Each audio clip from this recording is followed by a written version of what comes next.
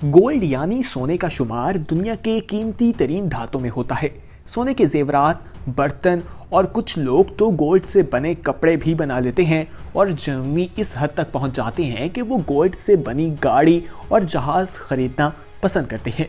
ज़माने कदीम से ही गोल्ड को काफ़ी ज़्यादा अहमियत हासिल है। बड़े बड़े मुल्कों में गोल्ड को स्टॉक किया जाता है क्योंकि ये मुल्क की मईशत के लिए काफ़ी अहमियत रखता है। दोस्तों, आज हम आपको बताएंगे कि आखिर गोल्ड ज़मीन के अंदर कैसे बनता है और इसको निकाला किस तरह से जाता है। साथ ही साथ पाकिस्तान के किन मुकामात से गोल्ड निकाला जा रहा है, इस दुनिया में इसकी इतनी अहमियत क्यों है और दुनिया में कितनी तादाद में गोल्ड मौजूद है, इन तमाम सवालात के जवाब जानने के लिए ये वीडियो आखिर तक ज़रूर देखिएगा। लेकिन इससे पहले कि हम तफसीलात में जाएं, हम आपको अपने चैनल येलो में खुशामदीद कहते हैं। अगर आपने अभी तक हमारे चैनल येलो को सब्सक्राइब नहीं किया तो फौरी तौर पर हमारे चैनल को सब्सक्राइब कर लें और बेल आइकॉन पर क्लिक करना मत भूलिए। सबसे पहले बात करते हैं कि आखिर गोल्ड बनता कैसे है। दोस्तों, आज से कई सौ साल यानी मिलियन साल पहले बात की जाए तो जब ये ज़मीन तश्कील पा रही थी तो उस वक्त इस सियारे यानी ज़मीन पर शहाबे साकिब और पत्थरों की बमबारी होती रही और इसकी वजह से धात भी ज़मीन में आती रही और ये बमबारी जो है 200 मिलियन सालों तक जारी रही और ज़मीन के दरमियान में वो पकता रहा, लावा बनता रहा और ज़मीन के मरकज़ में वो धुस गया जिससे ज़मीन का कोर बना, जिससे बहुत सी धात ज़मीन में रह गई। दोस्तों, दूसरे सियारे से आने वाली ये धातें बहुत कीमती थी जिनमें गोल्ड और प्लैटिनियम भी शामिल था। इस तरह अगर देखा जाए तो इसका वज़न अरबों टन है जो कि ये ज़मीन के कोर में मौजूद है। तो करोड़ों सालों तक कोई जान नहीं पाया, कोई इस तक पहुंच नहीं पाया। लेकिन पिछली सदी में ये कीमती धातें जो हैं, खुसूसन गोल्ड को निकालने का अमल जो है टेक्नोलॉजी की एडवांसमेंट की वजह से सामने आया और पिछली सदी में ये कीमती धातें जो हैं वो हमारे सामने आना शुरू हो गई, यानी उन्हें ज़मीन से निकालना शुरू किया गया। दोस्तों, क्या आप जानते हैं कि गोल्ड तलाश किस तरह से किया जाता है? इसको तलाश करने का तरीका भी बिल्कुल वैसे ही है जैसे गैस और ऑयल को तलाश किया जाता है, यानी कि ग्राउंड प्रिंट रीडिंग रेडार की मदद से। दोस्तों, इन शॉर्ट इसे जीपीआर कहा जाता है। जिस इलाके में ये होता है वहाँ खसूसन जाकर सर्वे किया जाता है और वहाँ पर एक खसूसी चीज़ की मदद से जानने की कोशिश की जाती है और जब मालूम होता है कि वहाँ पर गोल्ड मौजूद है तो ड्रिलिंग की जाती है, वहाँ की मिट्टी का टेस्ट किया जाता है और इसी तरह गोल्ड, सिल्वर और कॉपर वगैरह को निकाला जाता है। इसी तरह एक और टेक्नोलॉजी है जिसे VLF टेक्नोलॉजी कहा जाता है।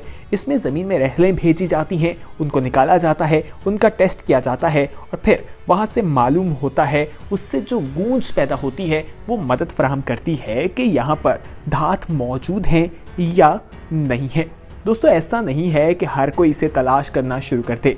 पाकिस्तान में देखा जाए तो जियोलॉजिकल सर्वे ऑफ पाकिस्तान जो है वो मुख्तलिफ जगहों पर जाता है, वही इस चीज़ का मजाज है जो इस सर्वे को करता है और पाकिस्तान की 50% जो जगह है वहाँ पर ये अब तक अपना सर्वे कर चुका है और बहुत से इलाकों से गोल्ड भी मिला है। दोस्तों, आप ये भी जानना चाहेंगे कि आखिर पाकिस्तान में गोल्ड के ज़खायर हैं भी या नहीं और किन इलाकों से गोल्ड निकाला जाता है, इस पर भी बात करते हैं। लेकिन उससे पहले हम आपको बताते हैं कि गोल्ड को आखिर निकाला किस तरह से जाता है। दोस्तों, जब ये मालूम हो जाए, कंफर्म हो जाए कि इस जगह पर गोल्ड मौजूद है तो वहाँ टीमें जाती हैं और वहाँ पर धमाके किए जाते हैं। धमाके के नतीजे में जो चट्टानें हैं उन्हें तोड़ा जाता है, वहाँ पर उसकी खुदाई की जाती है। खुदाई के बाद वहाँ से गोल्ड निकाला जाता है। ये खुदाई कोई आम खुदाई नहीं, ये 300 से 500 मीटर की गहराई होती है। यहाँ से बड़े बड़े पत्थरों को भी निकाला जाता है क्योंकि यहाँ पर जो गोल्ड है वो एक ही जगह पर मौजूद नहीं होता। उन पत्थरों को निकाल कर फैक्ट्री ले जाया जाता है, वहाँ पर उनको रेत की शक्ल में दी जाती है, उनको तोड़ा जाता है, उसको फिर एक प्रोसीजर से गुजारा जाता है जिससे पत्थर और सोना जो है वो अलग हो जाते हैं। इसको अलग करने में एक कपड़ा, जिसे कंबल नुमा कपड़ा कहा जाए तो गलत नहीं होगा, वो काफ़ी अहमियत करता है। दोस्तों, आप देखें कि वो किस तरह से गोल्ड को अलग कर रहा है और फिर इस तरह से उसको मल्टीपल शक्लें दे दी जाती हैं और फिर उसको जो है मुख्तलिफ बिस्किट्स की शक्ल में बना लिया जाता है। दोस्तों, गोल्ड को करने का तो वैसे 3 अलग अलग अमल हैं, लेकिन खालिस सोना जो है वो इसी तरह से निकाला जाता है। दोस्तों, बात करते हैं उन जेवरात की जो ख़वातीन पहनती हैं। दोस्तों, जो ख़वातीन जेवरात पहनती हैं वो खालिस सोने के हरगिज़ नहीं होते। ये सुनकर आप घबराइए नहीं, वो होते सोने के ही हैं।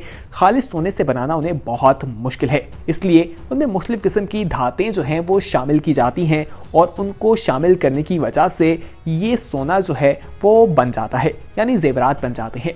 दोस्तों, भट्टी में सोने को डालकर मेल्ट किया जाता है, यानी बिस्किट को डालकर मेल्ट किया जाता है, उन्हें लिक्विड की शक्ल दी जाती है। वहाँ पर टेम्परेचर इतना ज़्यादा होता है कि मेल्ट करने के बाद चंद ही सेकंड में वो लिक्विड की शक्ल में आ जाता है। फिर उन्हें सांचों में डाला जाता है।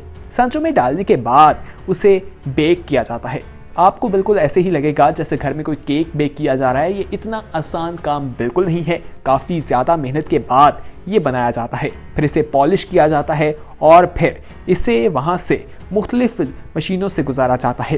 फिर डब्बों में पैक करके इसे मुख्तलिफ शॉप्स में पहुँचा दिया जाता है और वहाँ पर जाकर इसे खरीदा जाता है। दोस्तों, अब आप ये भी सोचते होंगे कि आखिर गोल्ड इतना महंगा क्यों होता है, तो आइए इसके बारे में भी जानते हैं। जितनी मुश्किल से और जितनी कम मिकदार में जो भी धात मार्केट में मौजूद होगी वो उतनी ही महंगी होगी, यानी जितनी मुश्किल से उसे निकाला जाता है और अगर वो मार्केट में कम है तो उसकी कीमत ज़्यादा होती रहेगी। इसीलिए सोने की कीमतें जो हैं वो बढ़ती रहती हैं या कम होती रहती हैं, ये इसकी मिकदार के साथ मुंसलिक है। अब बात करते हैं कि पाकिस्तान में सोना मौजूद भी है या नहीं। तो दोस्तों, आपको क्या लगता है कि पाकिस्तान में सोने की कानें हैं या नहीं? अपना फीडबैक कमेंट सेक्शन में ज़रूर बताइए। चलें हम आपको बता देते हैं, अगर आपको मालूम नहीं है तो पाकिस्तान में भी सोने की कानें मौजूद हैं। सबसे बड़ी कान बलूचिस्तान में है, वहाँ पर 2 कानें हैं, एक तो रिकॉर्डिक है और एक सैंडिक है। दोस्तों, रिकॉर्डिक जो है वो कहा जाता है कि वहाँ से 56 टन सोना जो है वो निकाला जा सकता है, लेकिन अभी तक उसे निकालने का काम शुरू नहीं किया गया और अगर उसे निकाल लिया जाए तो पाकिस्तान के हालात बदल जाएंगे। पाकिस्तान जो है वो जितना कर्ज है सब उतार सकता है और नौबत यहाँ तक आ जाएगी कि पाकिस्तान दूसरों को कर्ज देना शुरू कर देगा। इस तरह के दावे किए जाते हैं, लेकिन पाकिस्तान क्योंकि अभी सोना इंपोर्ट करता है इसलिए पाकिस्तान में सोना काफ़ी ज़्यादा महंगा है। दोस्तों, अमेरिका ने सबसे ज़्यादा सोना स्टॉक किया हुआ है। अमेरिका के सेंट्रल बैंक में 8000 टन सोना मौजूद है, जबकि दूसरे नंबर पर जर्मनी आता है जिसके पास 2 गुना ज़्यादा उससे अमेरिका के पास है, यानी कि बहुत ज़्यादा तादाद में अमेरिका ने सोना स्टॉक किया है।